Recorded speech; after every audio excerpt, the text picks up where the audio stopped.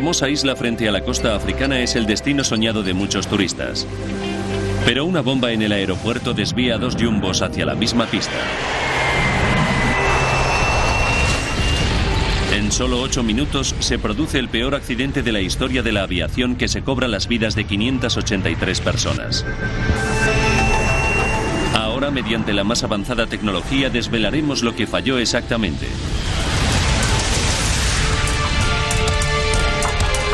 Los desastres no ocurren sin más. Son una cadena de sucesos críticos. Desentrañemos las funestas decisiones que se tomaron en los segundos previos a la catástrofe. Segundos catastróficos. Tragedia en el aeropuerto de Tenerife.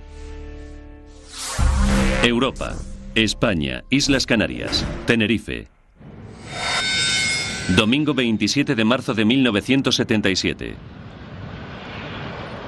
Los Rodeos es un tranquilo aeropuerto en las colinas de la isla. No suele registrar un tráfico aéreo elevado y normalmente solo recibe unos pocos aviones pequeños al día. Pero hoy es una jornada excepcional. 12 del mediodía. Después de un vuelo nocturno desde Los Ángeles, el vuelo de Pan Am 1736 se encuentra a 2 horas de distancia de las Islas Canarias. Joan Jackson lleva 7 años trabajando como azafata de Pan Am. Todo parecía marchar con normalidad. A veces te tocan pasajeros que prefieres que hubieran volado en otro avión, pero ese día eran todos gente maravillosa y disfrutamos volando con ellos. Jack Ridout es uno de los 378 pasajeros y está muy contento de viajar en un 747. En los años 70, el 747 era la crème de los aviones. Era el doble de grande que cualquier otro.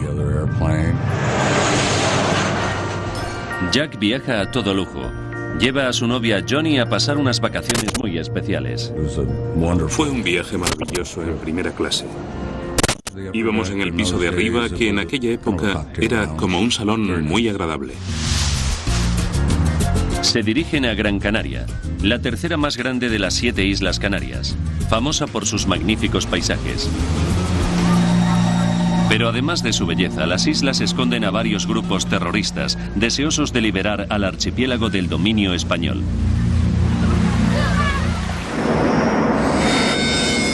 12:30. De repente, el capitán de Pan Am, Victor Grabs, recibe un mensaje urgente del controlador aéreo.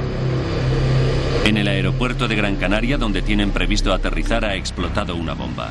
Ahora tiene que desviarse al aeropuerto de Los Rodeos, en la vecina isla de Tenerife. El piloto comunica a los pasajeros lo ocurrido. Me preocupé bastante. Estoy seguro de que los demás pasajeros también se preocuparon. 1:38 del mediodía. El 747 de Pan Am no es el único avión que ha sido desviado a causa de la bomba. Otro jumbo, el vuelo 4805 de KLM, proveniente de Ámsterdam, también ha sido desviado al aeropuerto de Tenerife, Los Rodeos.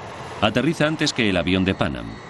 Otros 3 aviones desviados se encuentran ya en tierra. El aeropuerto de Tenerife es pequeño, dispone de una sola pista y sus controladores aéreos no están acostumbrados a tanto tráfico, ni mucho menos a los jumbos. Y es domingo, así que solo hay 2 controladores de servicio. Los pasajeros del avión de KLM se dirigen a la sala del aeropuerto para descansar. 2:15 de la tarde. Aterriza el 747 de Pan Am. Se sitúa junto al jumbo de KLM, que también espera a que reabra el aeropuerto de Gran Canaria. Gran Canaria está a solo 25 minutos de distancia, pero puede que la policía tarde en declarar el aeropuerto a salvo de bombas. Nadie sabe cuánto tiempo tendrán que esperar. El aeropuerto de Los Rodeos en Tenerife está situado en un valle a la sombra del Gran Monte Teide, el tercer volcán más grande del mundo. El Teide domina la isla e incluso influye en el clima. Hoy de momento brilla el sol, pero las condiciones pueden cambiar en cualquier momento. El aeropuerto se halla a una altitud de 632 metros sobre el nivel del mar. En las montañas hay nubes bajas que a menudo envuelven el aeródromo en una densa niebla. Pero cuando aterriza el avión de Pan Am, el problema no es el tiempo. Las condiciones eran buenas. Estaba despejado y hacía un día precioso. Me fijé en que el aeropuerto estaba un poco anticuado. Parecía medieval, por no decir algo peor. El aeropuerto de Los Rodeos se inauguró en 1941. Sus infraestructuras son muy limitadas. No dispone de radar para detectar los aviones en tierra y hoy las luces del centro de la pista están estropeadas. El aeropuerto apenas puede prestar servicio a los 5 grandes aviones desviados. La sala de salidas está atestada. A los pasajeros del interior del Jumbo de Pan Am no se les permite abandonar el avión. La azafata abre la puerta para que entre un poco de aire fresco. Recuerdo que tuvimos que esperar mucho tiempo. Acabamos muy aburridos y preguntándonos continuamente cuándo podríamos marcharnos.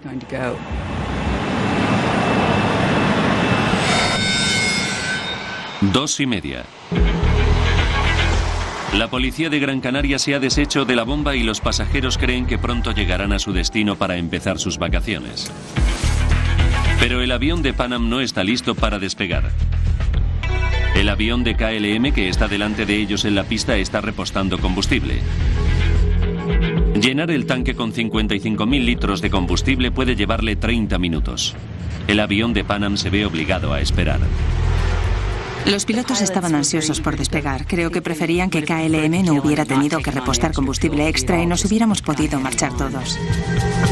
Pero cuando KLM termina de repostar, se produce otro retraso. Sin ninguna explicación, las autoridades españolas obligan a los aviones a esperar otras 2 horas más. 16:56. El piloto más veterano de KLM, el capitán Jacob Van Santen, pide permiso para maniobrar.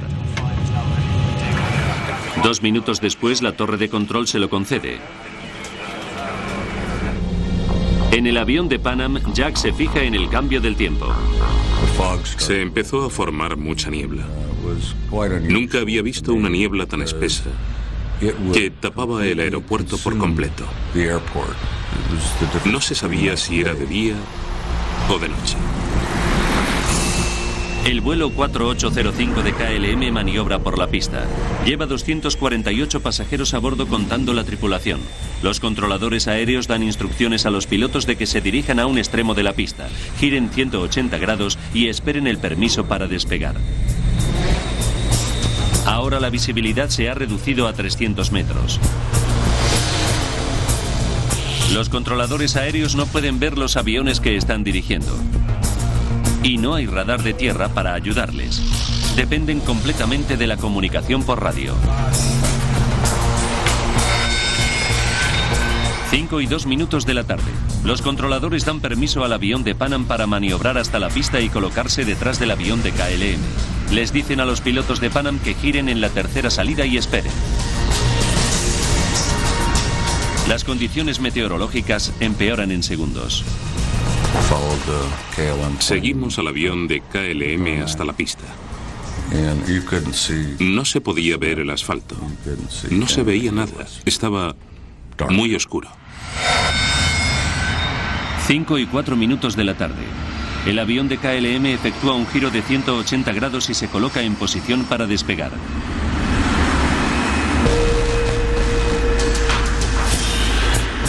El avión de Pan Am todavía está maniobrando para colocarse detrás del avión de KLM en la pista.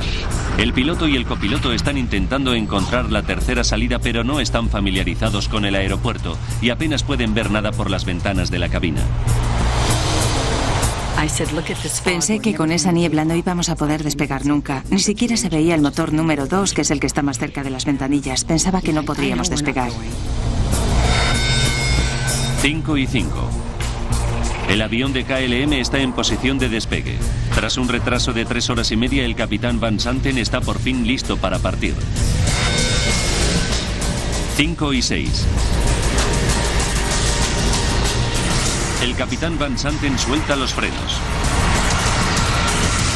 El 747 comienza a dirigirse por la pista hacia el avión de Pan Am, que todavía sigue en la misma, a 1.400 metros de distancia.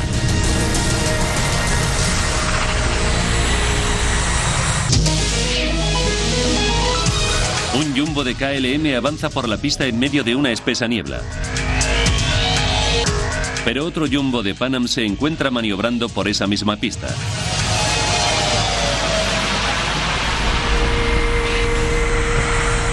Jack y Johnny viajan en primera clase en el avión de Pan Am. Johnny me dijo que nos chocaríamos si el otro avión despegaba. Pero recuerdo que yo la tranquilicé diciéndola que si chocábamos de frente no tendríamos tiempo de sentir nada. 5, 6 minutos y 18 segundos. La torre de control le dice a la tripulación del avión de KLM que espere. Permanezcan a la espera para despegar. Les avisaremos. Pero ellos no esperan. En su lugar, el capitán Van Santen acelera con el jumbo por la pista. 5, 6 minutos y 45 segundos. El copiloto de Pan Am mira por la ventana y se queda horrorizado por lo que ve. El jumbo de KLM de 300.000 kilos de peso se dirige directamente hacia ellos. El avión de Pan Am lleva 394 pasajeros y tripulantes a bordo. Su única posibilidad es salir de allí lo antes posible. El capitán Grubbs pone los motores a plena máquina y trata de quitarse de en medio.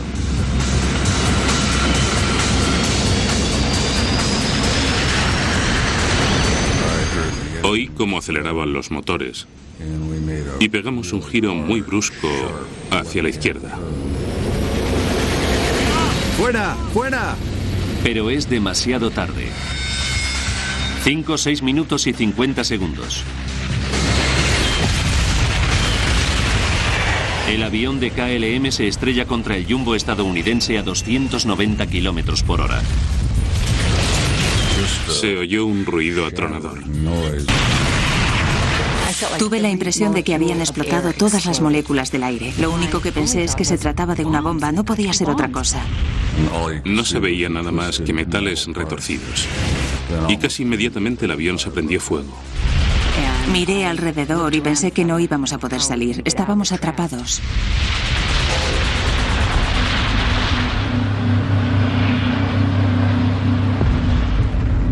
Los controladores aéreos escuchan las explosiones, pero a causa de la niebla no pueden ver nada. Son incapaces de establecer contacto por radio con ninguno de los dos aviones.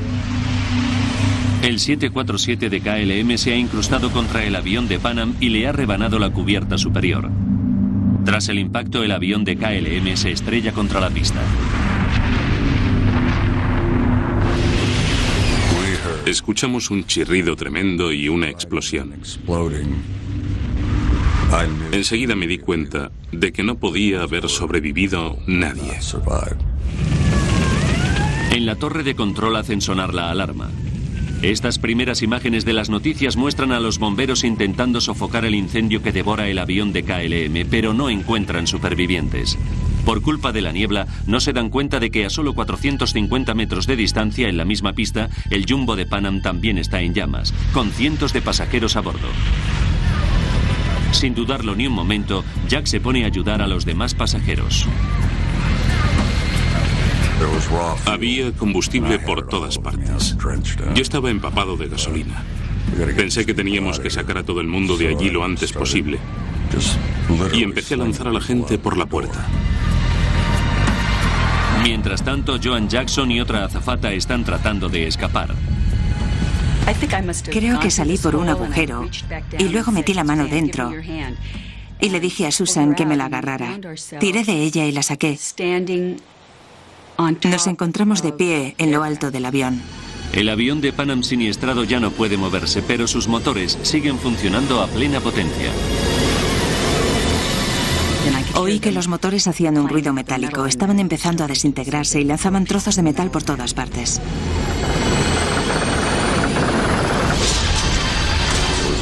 Hubo otra explosión y la azafata que había estado ayudando a la gente murió decapitada instantáneamente.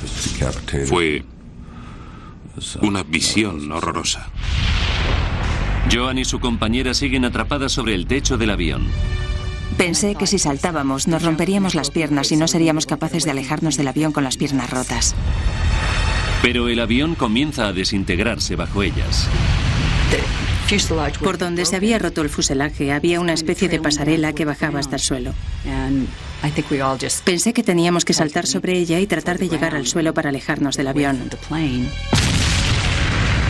Se produce otra explosión que despide a Jack fuera del avión. Johnny me dijo que caí al suelo boca arriba. Cuando recuperé el conocimiento, sabíamos que teníamos que alejarnos y nos arrastramos a duras penas lo más lejos posible del avión. Entonces se produjo la última explosión, que lo arrasó todo, excepto las alas. De las 396 personas que se encontraban a bordo, solo sobrevivieron 61. Joan Jackson y su compañera escaparon con moratones y rasguños. No podíamos creernos que hubiera escapado tan poca gente. Mirábamos alrededor esperando que aparecieran el resto de pasajeros y la tripulación. No podía dejar de pensar que si rodeaba el avión, al otro lado encontraría a los 400 pasajeros y a mis amigos de la tripulación. Pero por supuesto no ocurrió así. No podíamos creérnoslo. Jack Ridout ayudó a rescatar a 12 personas. Sufrió quemaduras de tercer grado en la cabeza y los brazos. Se convirtió en mi propio Vietnam privado. Fue una carnicería horrible. En el accidente han fallecido todos los pasajeros del 747 de KLM y la mayoría de los del vuelo de Pan Am. Es el peor accidente de la historia de la aviación. En total han perdido la vida 583 personas.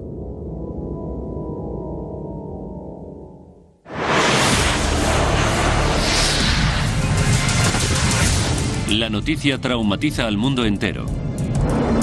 El Jumbo es el avión más moderno de su época. Y además transporta el doble de pasajeros que cualquier otro avión comercial. Y ahora, los restos calcinados de 2 jumbos yacen esparcidos por la pista. Bastaron 8 minutos. Ahora recapitularemos los acontecimientos de aquel día fatídico y profundizaremos en las investigaciones para revelar lo que ocurrió realmente. Una avanzada simulación informática nos conducirá a donde no llega ninguna cámara, al corazón del siniestro. Las autoridades españolas acudieron inmediatamente con un equipo de investigación. El investigador de accidentes, Jaime Velarde, salió de su casa en Madrid a toda velocidad y llegó a Tenerife a primera hora. Cuando llegué, me di cuenta de que se trataba de una gran catástrofe. Fue algo fantasmagórico. En el ambiente flotaba una sensación de tristeza y desastre. Jaime Velarde acude al lugar del siniestro lo más rápido posible. En la investigación de un accidente, es muy importante llegar lo antes posible para observar y fotografiar todas las pruebas en su estado natural. También acuden investigadores de Estados Unidos y Holanda en representación de los dos países cuyos aviones se han visto involucrados en el accidente. Uno de los expertos holandeses es Frans Gerhardt, que se queda impresionado por lo que ve. Nos quedamos asombrados de la enorme cantidad de escombros que había. Nunca habíamos visto nada igual. También recuerdo que olía de un modo muy raro en toda la zona del aeropuerto. Luego me di cuenta de que se trataba del olor a carne quemada de las víctimas. Fue realmente horrible. Es el peor accidente que he visto en mi vida. Los investigadores tienen que responder muchas preguntas. ¿Por qué seguía el Jumbo de Pan Am en la pista? ¿Hubo otra bomba? Hemos utilizado el informe oficial para recomponer la secuencia de la cadena mortal de sucesos. Al principio, no albergaba ninguna sospecha. No era el momento de realizar conclusiones. Entonces, lo único importante eran las pruebas, y nada más. La primera tarea es encontrar las cajas negras.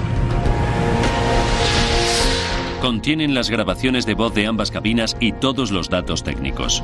Los investigadores las encuentran enseguida, pero existe un obstáculo.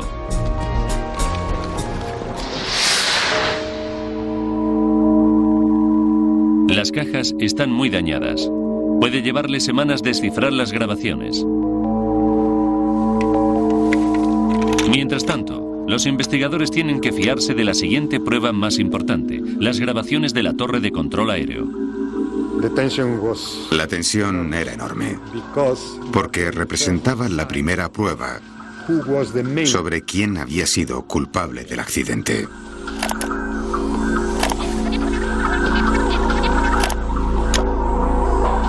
Los expertos escuchan cuidadosamente los minutos anteriores al choque. Tienen que averiguar por qué el jumbo de KLM despegó mientras el 747 de Pan Am estaba en medio de la pista. ¿Le había dado la torre de control permiso para despegar? Falta 1 minuto y 23 segundos para el accidente. El avión de KLM completa un giro de 180 grados al final de la pista. KLM 4805, preparado para despegar. Esperamos el permiso de control del tráfico aéreo. No se trata de una petición de permiso para despegar, sino de una petición de disponibilidad del tráfico aéreo. Los pilotos están pidiendo direcciones para cuando estén en el aire. El controlador les da las instrucciones de tráfico aéreo y el copiloto de la KLM se las confirma. Faltan 33 segundos para la colisión. Las cintas revelan que cuando el copiloto confirma las instrucciones de tráfico aéreo, realiza una declaración poco habitual. Estamos en el despegue. El investigador estadounidense Bill Edmunds se queda asombrado por lo que oye. No entendíamos a qué se refería exactamente con esas palabras. Estamos en el despegue. No sabíamos si iba a despegar ya, o si quería decir que estaba listo para despegar, o si en realidad ya estaba en pleno proceso de despegue. Faltan 28 segundos. El controlador de tráfico aéreo español tampoco entiende bien lo que acaba de decir el copiloto de KLM. De acuerdo, permanezcan a la espera para despegar. Les avisaremos. Permanecer a la espera es la última instrucción que le da la torre de control al avión. Nunca le dan permiso para despegar. Sin embargo, el capitán Van Santen acelera por la pista. Las cintas de la torre de control sugieren que el piloto holandés ha cometido un error de juicio muy serio. Ese hombre, por razones que hubo que investigar, despegó sin permiso. Van Santen era uno de los pilotos estrella de Holanda. Estaba también considerado que KLM utilizaba su cara en su publicidad. Había sido piloto comercial durante 27 años y contaba con más de 11.700 horas de vuelo. Es sorprendente que un piloto tan experimentado cometiera un error tan grave. Las pruebas parecen condenatorias, pero la investigación está aún lejos de terminar. Todavía faltan varios días para poder escuchar las grabaciones de la caja negra.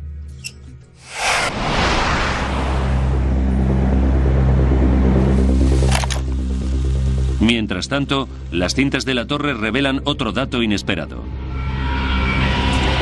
Los pilotos de Pan Am tampoco habían seguido sus instrucciones. Faltan 4 minutos para la colisión. La torre de control ordena al avión de Pan Am que gire y salga de la pista por la tercera salida.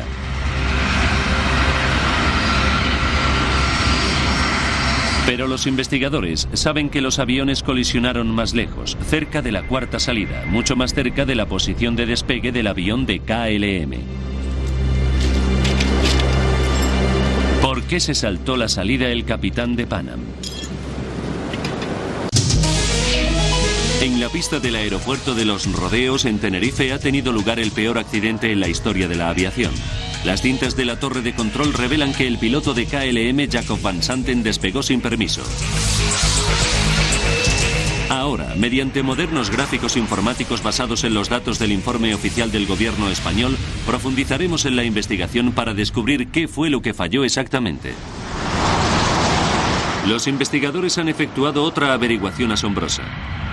El avión de Pan Am se saltó su salida y se interpuso en la pista. ¿Cometió el capitán Graves de Pan Am un error fatal?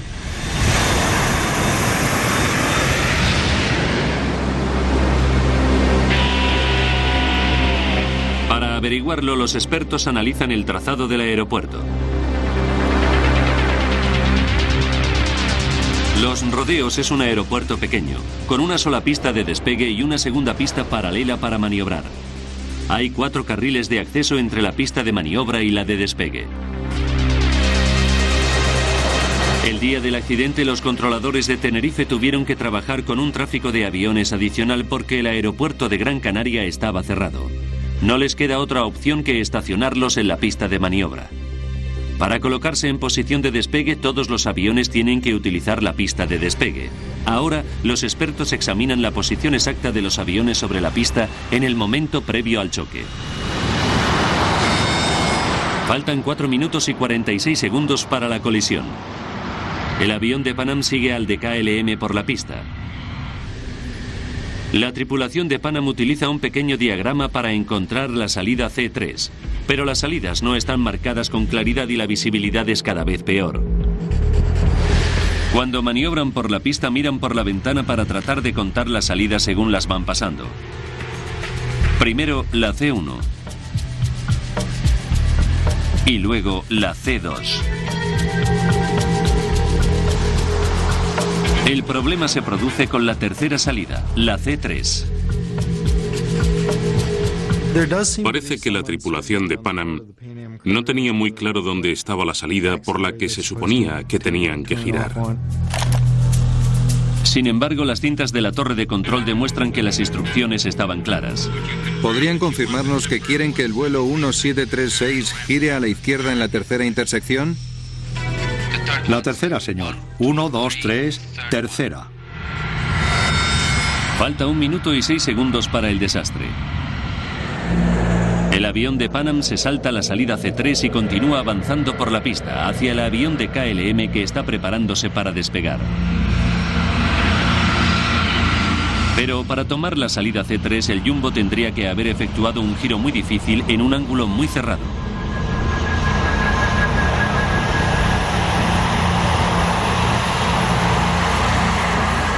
Los investigadores estadounidenses creen que era prácticamente imposible y que la tripulación debió de pensar lo mismo. El plano geométrico que dibujamos indicaba que el avión de Pan Am no podría haber girado. En mi opinión, si yo hubiese sido el capitán de la aeronave, no creo que hubiese intentado realizar un giro semejante. Pero si el giro es tan difícil, ¿por qué le pidió el controlador al avión de Pan Am que lo efectuara? Probablemente porque no estaba acostumbrado a los jumbos. Otro tipo de avión habría realizado la maniobra con mucha facilidad. Pero los expertos estadounidenses creen que existe otra razón por la que el capitán se saltó la salida C3.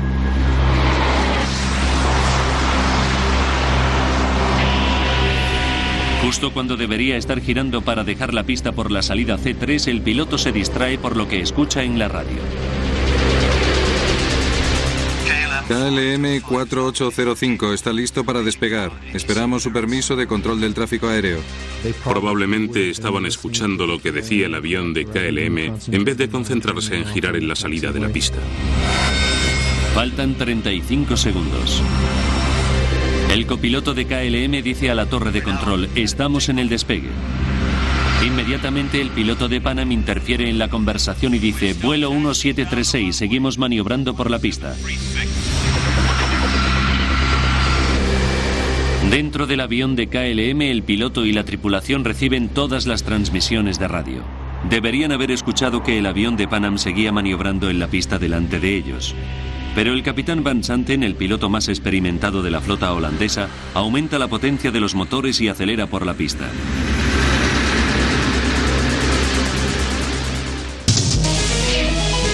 Los investigadores saben ahora que ninguno de los dos pilotos siguió las instrucciones del controlador. Para averiguar por qué, tienen que profundizar más. Tienen que analizar el comportamiento de ambas tripulaciones.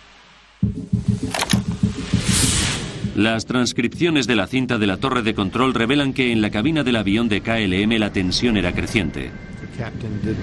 Se notaba que el capitán tenía mucha prisa. El jumbo de KLM lleva esperando en Tenerife casi 3 horas y media. Más tarde, los investigadores descubren conversaciones de radio en las que Van Santen expresa su preocupación por excederse del número de horas que tienen permitido trabajar. Todavía tiene que recoger a 300 pasajeros en Gran Canaria y trasladarlos a Ámsterdam. Si llegan tarde, la tripulación tendrá que quedarse en tierra para descansar y KLM tendrá que pagar una noche de alojamiento a todos los pasajeros. Y además, cada vez hay más niebla y la visibilidad es muy baja. El piloto está bajo presión. Creo que todos los pilotos piensan que todos sus problemas están en tierra y que en cuanto despegan se soluciona todo. En el aire están en sus dominios y son la persona que manda. Creo que ese capitán actuó motivado por esa mentalidad. La Asociación de Pilotos de Líneas Aéreas Estadounidenses analizó los factores psicológicos del caso. El piloto estrella capitán Van Santen era el instructor más veterano de KLM y en los últimos 6 años había pasado casi todo el tiempo formando a otros pilotos. Si un individuo pasa demasiado tiempo en el centro de formación, en lugar de volando, cada vez se acostumbra más al ambiente educativo.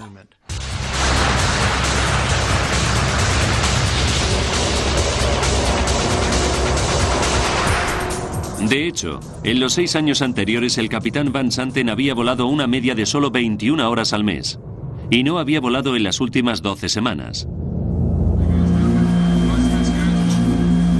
Bill Edmunds sugiere que hay un fenómeno denominado síndrome de formación que provoca que los pilotos no distingan entre el mundo real y la ficción. Con un simulador de vuelo, despegas, vuelas y maniobras. Luego te paras, reprogramas el simulador y repites la maniobra. Te acostumbras a hacer lo que te da la gana y cuando crees que estás preparado para hacerlo, sigues adelante y lo haces. En el simulador, el instructor actúa como controlador. Normalmente es él quien concede a los pilotos el permiso de tráfico de control aéreo y el de despegue. No tiene que esperar a que una torre de control le dé permiso. El capitán Van Santen estaba listo para efectuar el despegue. Hubo un momento en el que todos los parámetros eran satisfactorios para despegar y él lo aprovechó. No creo que se fijara en qué lugar de la pista se encontraba, ni en dónde estaban los demás aviones. Él ya estaba listo para marcharse. El efecto del síndrome de formación sobre Van Santen no podrá demostrarse nunca, pero existe otro misterio. 18 segundos antes del impacto, el capitán Van Santen puso los motores a toda potencia, pero había otros 2 tripulantes compartiendo el mando. ¿Por qué no le detuvieron?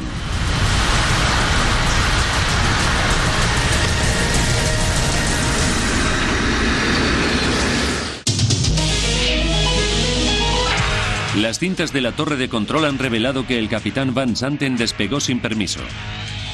Los investigadores también han descubierto que el jumbo de Pan Am se saltó su salida y se interpuso en la pista.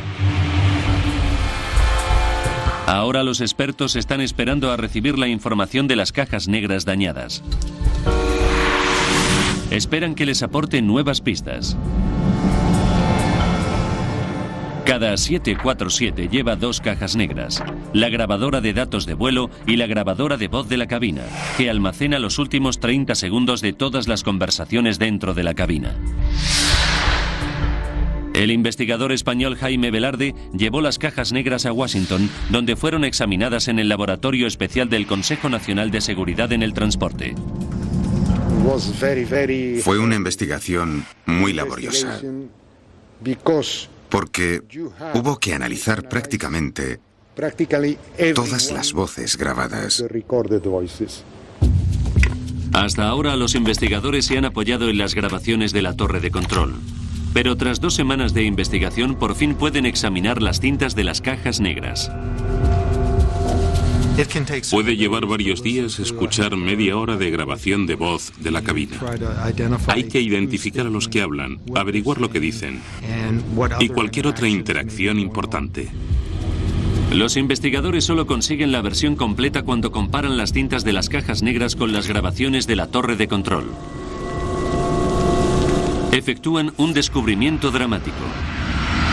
En la cabina del avión de KLM, la tripulación no escuchó algunas de las instrucciones que eran claramente audibles en las cintas de la torre de control. Justo cuando el capitán Van Santen dependía más de la comunicación por radio, una interferencia ruidosa borraba los mensajes más vitales.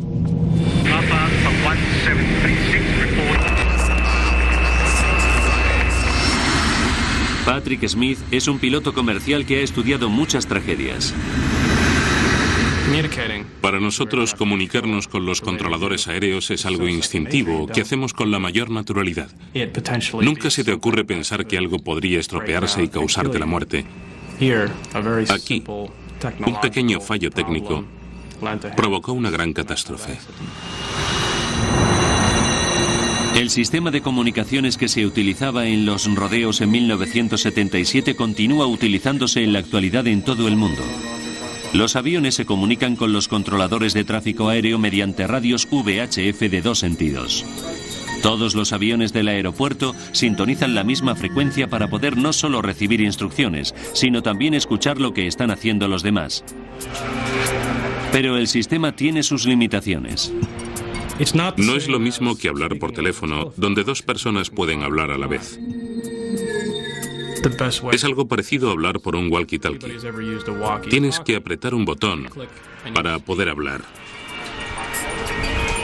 Por una misma frecuencia solo puede hablar una persona al mismo tiempo. Todo el mundo tiene que esperar su turno. Los problemas ocurren cuando 2 personas tratan de hablar al mismo tiempo por la misma frecuencia. Se produce una interferencia ruidosa en forma de chirrido.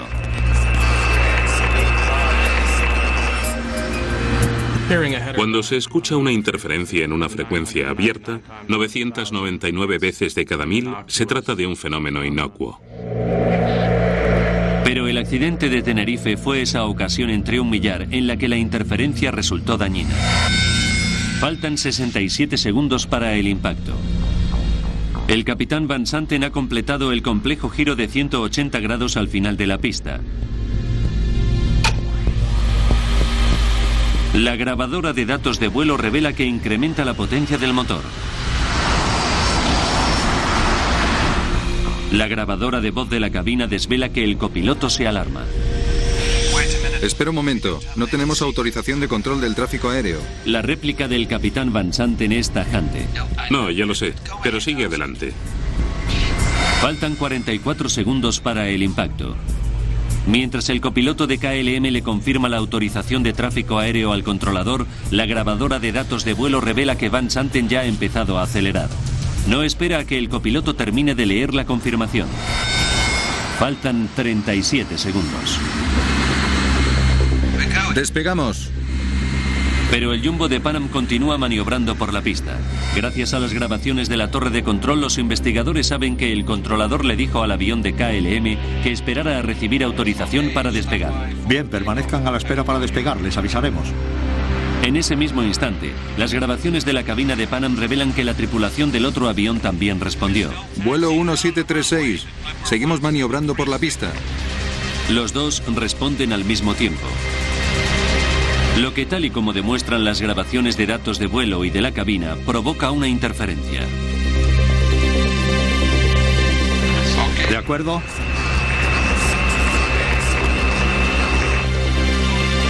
Lo único que escucha el capitán Van Santen es de acuerdo. No escucha el resto de la orden que le dice que permanezca a la espera para despegar, que ya le avisarán. Ni tampoco escucha al avión de Pan Am que dice que el vuelo 1736 todavía está maniobrando por la pista. Por eso continúa acelerando por la pista. Si hubiese escuchado cualquiera de esas 2 transmisiones, se habría detenido en seco, pero como ambas comunicaciones se efectuaron simultáneamente, se produjo una interferencia y no escuchó nada.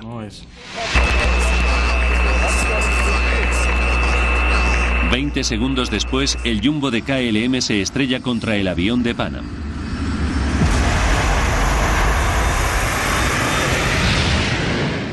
El investigador holandés opina que esta averiguación exime a Van Santen de toda culpa. Supuso un gran avance en la investigación. Estoy seguro de que si el avión de KLM hubiese escuchado los mensajes, no habría continuado con el despegue. La interferencia se produjo 30 segundos antes del impacto y bloqueó 2 mensajes vitales. Pero las grabaciones de la cabina revelan que después de esos 2 mensajes, el capitán Van Santen recibió una advertencia final. 24 segundos antes del choque, el controlador español llama por segunda vez al avión de Pan Am para saber si ya había abandonado la pista. Papá Alfa 1736, infórmenos cuando abandone la pista. El copiloto de Pan Am le responde: De acuerdo, le informaremos cuando hayamos abandonado la pista. Esta conversación fue audible en la cabina de KLM, pero solo un miembro de la tripulación la escuchó. El ingeniero de vuelo la escuchó, al menos parcialmente. ¿El avión de Pan Am sigue en la pista? El capitán, que está en mitad del despegue, dice algo como: ¿qué has dicho? ¿Qué has dicho? El avión de Pan Am sigue en la pista. Van Santen le replicó de un modo muy enfático: Oh, ya. Oh, ya. Y el ingeniero de vuelo ya no vuelve a hablar. El ingeniero de vuelo era el miembro más joven de la tripulación. Su prestigioso capitán no le hace caso y no se atreve a cuestionarle.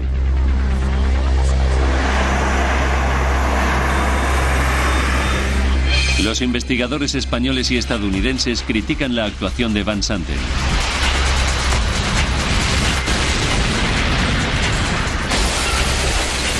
Pero el análisis final revela que el destino estaba contra él. El capitán Van Santen despegó sin autorización y estrelló el jumbo de KLM contra el 747 de Pan Am que había en la misma pista. Sin embargo, los investigadores descubren que llevó a cabo un último intento para evitar el desastre. Unos segundos antes de chocar contra el avión de Pan Am, el capitán Van Santen trató de elevar el avión de KLM sobre la aeronave norteamericana, pero levantó el morro tan bruscamente que la cola rozó contra la pista. Casi lo logró. El morro y las ruedas delanteras salvaron el avión de Pan Am. Pero el jumbo no pudo elevarse lo suficiente. El motor número 1 del avión de KLM rozó la punta del lado derecho del avión de Pan Am y desató la catástrofe. La ironía final es que el capitán Van Santen había repostado 55.000 litros de combustible adicional para no tener que hacerlo después en Gran Canaria. Fue esta carga de peso adicional la que impidió que el jumbo se elevara a los pocos metros de altura que le faltaron para evitar la colisión con el avión de Pan Am. El que el avión de KLM repostara combustible puede considerarse un factor decisivo. Al pesar más, le costó más elevarse. El desastre de Tenerife estuvo causado por una cadena de sucesos que combinaban errores humanos y fallos técnicos. El piloto y escritor sobre temas aeronáuticos Patrick Smith opina que las nuevas tecnologías pueden evitar las interferencias de radio VHF e impedir futuros accidentes. Las interferencias son prevenibles. Existe un aparato bloqueador que puede instalarse en los sistemas de comunicación de las aeronaves y que impide las transmisiones simultáneas. Cualquiera que intente realizar una transmisión simultánea queda bloqueado y no puede hablar por el micrófono. Los ingenieros aeronáuticos pueden instalar aparatos que evitan las interferencias por menos de 10.000 euros, un coste mínimo comparado con el precio de un avión nuevo, que ronda los 150 millones de euros. Aunque todavía no es un requisito legal, algunas líneas aéreas los están instalando voluntariamente. Finalmente, los investigadores recomponen la sucesión de acontecimientos críticos que condujeron a la tragedia de Tenerife. Primero, los controladores aéreos ordenaron a los 2 jumbos que maniobraran por la misma pista al mismo tiempo. Después, en medio de una espesa niebla, el piloto de Pan Am se perdió por el trazado de la pista, se saltó la salida y maniobró demasiado lejos. Unos segundos más tarde, el piloto holandés capitán Van Santen empezó a despegar sin autorización. Al final, una ruidosa interferencia en la cabina de KLM impidió que el capitán recibiera 2 mensajes vitales que le habrían obligado a detenerse de inmediato. Para los supervivientes de Tenerife, la pesadilla continuó durante muchos meses. Descubrí que me daba miedo todo. No quería ni subirme a un coche. No soportaba que mi marido me dejara sola. Quería estar encerrada en casa con las cortinas echadas, como la gente que sale en las películas que está asustada de todo. Gracias a la terapia psicológica, Joan fue capaz de volver a volar 3 meses más tarde. Hoy sigo siendo azafata. Llevo 34 años volando y probablemente seguiré haciéndolo otros 6 u 8 años más. Me encanta ver mundo. De vuelta en su casa de San Diego, la historia de Jack se hizo famosa. Jack Ridout es un superviviente que rescató a una docena de pasajeros de la pesadilla del 747 de Pan Am en Tenerife. Lo que nadie entiende de una situación como esta, hasta que se ve involucrado en ella, es que sus consecuencias se prolongan durante muchos años. Tuve que irme a dormir con esas imágenes todas las noches durante al menos el primer año. La hazaña de Jack fue reconocida por el presidente Carter, que le envió una carta de agradecimiento de parte de toda la nación.